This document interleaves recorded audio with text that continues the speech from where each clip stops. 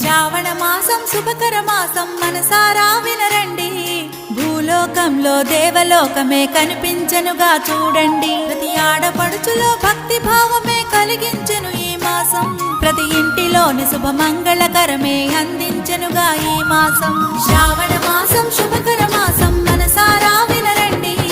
భూలోకంలో దేవలోకమే కనిపించెనుగా చూడండి. ప్రతి ఆడపడుచులో భక్తి భావమే కలిగించెను ఈ మాసం. ప్రతి ఇంటిలోని శుభమంగళ